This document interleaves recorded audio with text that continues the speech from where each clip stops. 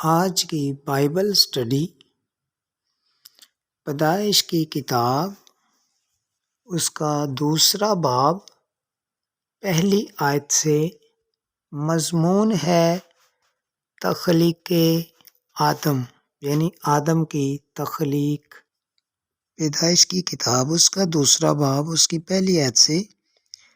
سو آسمان اور زمین اور ان کے کل لشکر کا بنانا ختم ہوا، اور خدا نے اپنے کام کو جسے وہ کرتا تھا 7ویں دن ختم کیا، اور اپنے سارے کام سے جسے وہ کر رہا تھا 7ویں دن فارغ ہوا، اور خدا نے 7ویں دن کو برکت دی اور اسے مقدس ٹھہرایا، کیونکہ اس میں خدا ساری کائنات سے جسے اس نے پیدا کیا اور بنایا تھا فارغ ہوا۔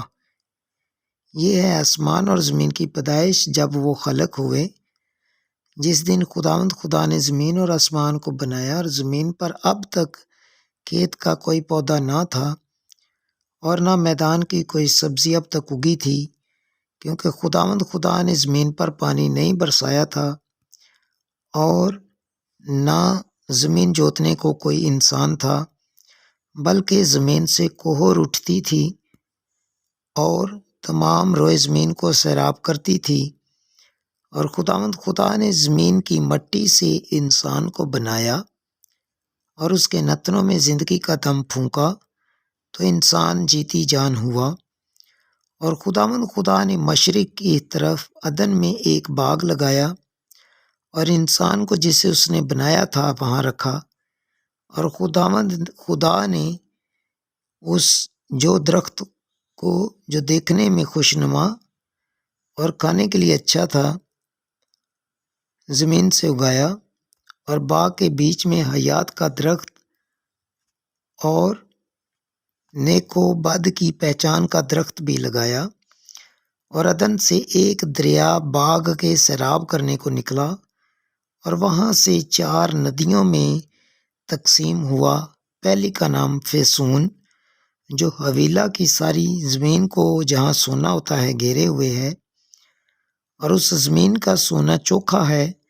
اور وہاں موتی اور سنگ سلیمانی بھی ہیں۔ اور دوسری ندی کا نام جہون ہے، جو کوش کی ساری زمین کو گھیرے ہوئے ہے۔ اور تیسری ندی کا نام دجلہ ہے، جو اسور کے مشرق کو جاتی ہے۔ اور چوتھی ندی کا نام فرات ہے۔ اور خداوند خدا نے آدم کو لے کر باغ عدن میں رکھا کہ اس کی باغبانی اور نگہبانی کرے،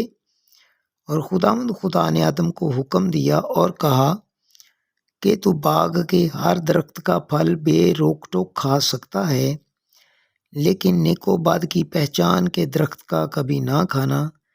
کیونکہ جس روز تو نے اس میں سے کھایا تو مرا۔ اور خداوند خدا نے کہا کہ آدم کا اکیلا رہنا اچھا نہیں، میں اس کے لیے ایک مددگار اس کی مانند بناؤں گا۔ اور خداوند نے کل دشتی جانور اور ہوا کے کل پرندے مٹی سے بنائے، اور ان کو آدم کے پاس لایا کہ دیکھے کہ وہ ان کے کیا نام رکھتا ہے۔ اور آدم نے جس جانور کو جو کہا وہی اس کا نام ٹھہرا۔ اور آدم نے کل چوپایوں اور ہوا کے پرندوں اور کل دشتی جانوروں کے نام رکھے، پر آدم کے لیے اس